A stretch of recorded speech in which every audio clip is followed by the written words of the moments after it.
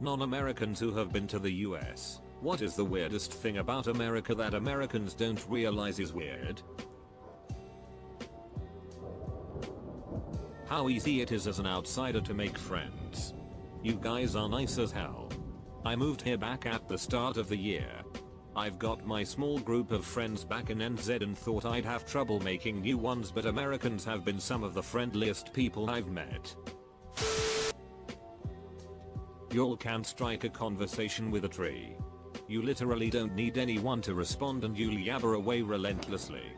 It's a generalization, as I know there are some quiet Americans, but I was just down in a Publix trying to decide what beer to buy and some woman suddenly talking to me about how she met her husband. I love it. I'm a fairly quiet dude. New Zealand's a fairly reserved place, so just being able to stream your consciousness out like that is just something truly remarkable. I married an American. She talks enough for both of us. American here. But something I didn't realize was weird until I traveled out of the country. Some of our coins don't have the denomination value on them. For instance, our 10-cent piece just says 1 dime. How TF are tourists supposed to know how much a dime is worth? Oh well, it's the smallest so it must be worth the least, right? Wrong. I love our country, lol. As a Brit, how amazingly and genuinely friendly you are. How enamored you are with British culture and people. I was invited to a BBQ in a public place by someone that I met because he liked the t-shirt I was wearing. I felt like some sort of celebrity. I'm an average guy, but everyone wanted to chat to me. I've traveled extensively and have met many other nationalities whilst in their country.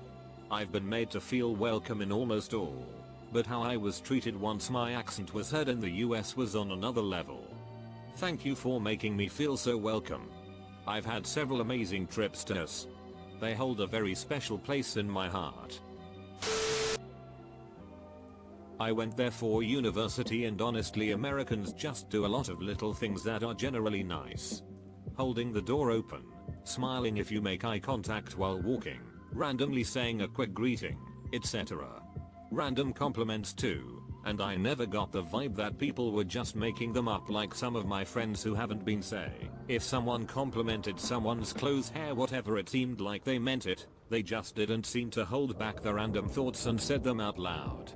I didn't even really notice the door holding thing after the first few days, but when I went back to my country I actually missed it, lol. Not that I ever expected someone to hold the door even in America, but the absence of it in damp, quick smiles was surprisingly noticeable back home. Radically different laws for each state. Like you could be illegal in one, then travel a few miles, then boom, you're safe. Weed is weird like that. It's legal in mine but not next door. But we are a border city. People cross back and forth every day. 2 of my best friends live over the border. People live in one and work in another. I can smoke a joint on my balcony, but 10 minutes away that would get me arrested. I lived in California for 3 years. I made more friends there in that time than I did living in my home country for over 3 decades. This is kind of ironic because a lot of people that move to Los Angeles, SoCal seem to struggle with making friends. When I moved to NorCal I made friends the first day. When I moved to SoCal it took me about a year before I had any real friends. By the time I left SoCal my friends were plentiful and they were family. I'm from the UK and now live in MN. The first thing is how friendly everyone seems to be. It may be the Minnesotan ice talking, but seriously, everyone is welcoming and friendly. The first time I flew to the States, I sat next to this American lady and we got talking. I explained I was visiting my partner for the first time and how nervous and excited I was. We talked until we boarded, and then once we landed, she went into mother mode, let me use her phone to call my partner, went through security and baggage claim with me, even walked me out to where my partner was waiting for me, just to make sure I was safe.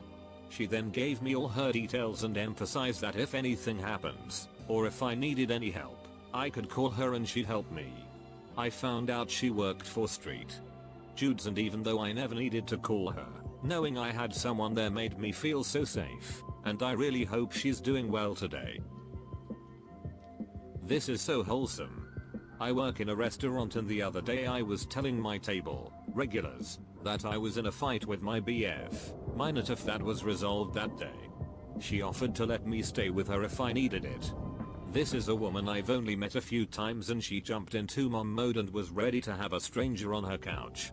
Even in NJ, where we have a reputation for being assholes, not undeserved, there are good people. The work culture is crazy. I work there and some people just don't take time off. They are basically on call all the time, evenings, weekends, whatever. The gaps in toilet stalls. Hell, I'm American and this is also very weird to me. Although the richer the bathroom, the more privacy you get. There are some places I've been to where I would say it's bottom of the upper class and their bathrooms are nice AF. Complete doors on the toilets, actual towels for your hands. It's a whole diff world. I've also traveled overseas and love the fact that there is privacy there. Although I don't get the separate hot and cold spigots in the sinks. Looking at you, UK. When the workers at food places take your card and walk away when you're playing, it's so weird and I hate it every time it happens, lol. US law states that you cannot be held responsible, in any capacity, for any fraudulent charges on a credit card. Debit cards are a slightly different story. So people aren't quite as paranoid when it comes to their credit cards here. Yeah, I made a large purchase in Canada and they were shocked I could tap to pay because they have to insert and use a PIN for large purchases for security. They warned me that my card is really insecure, but I'm not worried in the slightest. If I lose my card, I just dispute the charge and it goes away. You guys do love your big cars, huppy. It's the manufacturers taking advantage of the way the law is written. If the vehicle is larger, it doesn't have to be as efficient, so everything has been slowly getting more and more bloated. It's also because people feel safer in a bigger vehicle. Add more large vehicles on the road, people feel less safe, especially in low small cars, so they buy a larger taller vehicle so they can see. Leading to more larger vehicles on the road, so the cycle continues. Didn't realize, at least in Nick, that they still use swipe and sign for credit cards.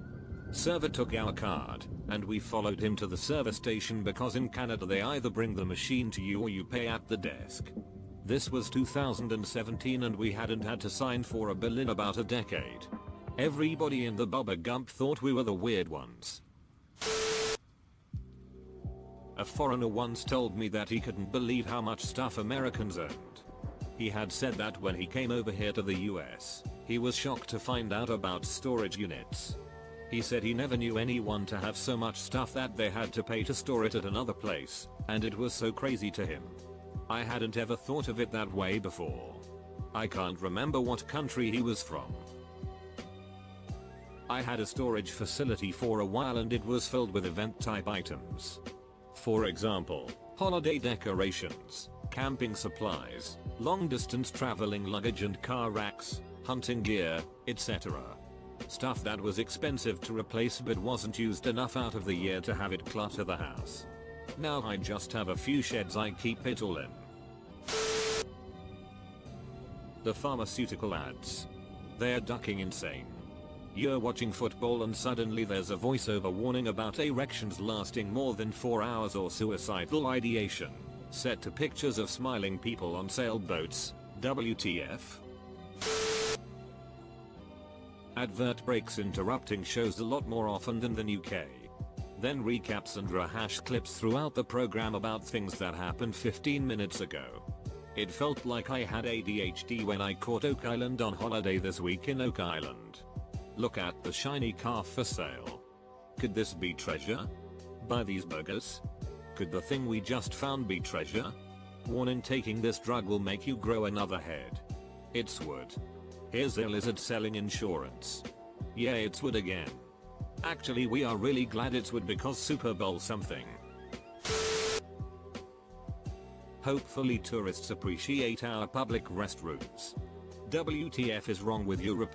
You'll brag about your free healthcare, but can't provide a free bathroom for your people?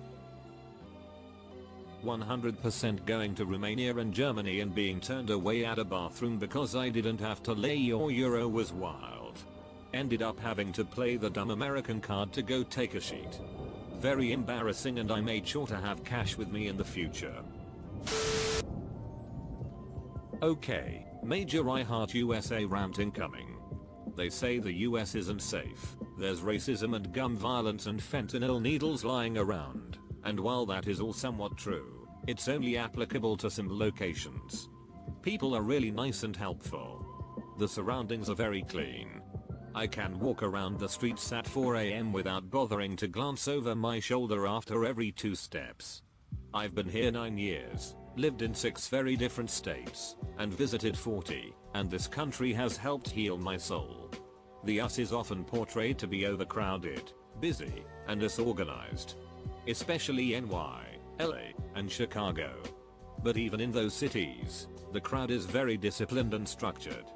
People respect queues, even the road traffic is very disciplined about staying in one lane. Media often portrays Americans as hypersexual, lazy slackers who only eat greasy junk food, but most of the people here have a strong value system and are constantly working towards self-improvement and their professional commitments. The job market in America is said to be ducked up post-COVID. That's true to some extent all over the world. But, in my experience, America has a job for all, whether they are high school dropouts or triple graduates. All they need to have is the willpower to work and a thirst for the mighty dollar. It is not as competitive as Asian countries. Most establishments actually respect their employees and treat them as human beings. It has a pretty decent work culture, compared to my home country, where your life is nothing besides work, commute, and sleep. 24/7 political news, that there forever seems to be a big election coming up. Canadian news, by comparison, is so quiet. Yes, there is political news, but there is a limitation on how far in advance of the election that parties can actually campaign. It's about 2 months if I remember correctly. So, for 2 months, everyone focuses hard on federal politics plus the media, have an election, and then the country mostly chills out again. The American political system on the other hand seems committed to inducing long-term anxiety disorders. I'm Canadian and I travel to the US every couple of weeks. I'm always blown away by how incredibly nice and friendly Americans are. Don't let the news fool you. It makes you think everything is on fire and everyone is in a political party. This is absolutely not true for all, and you'll mostly find really nice and warm people.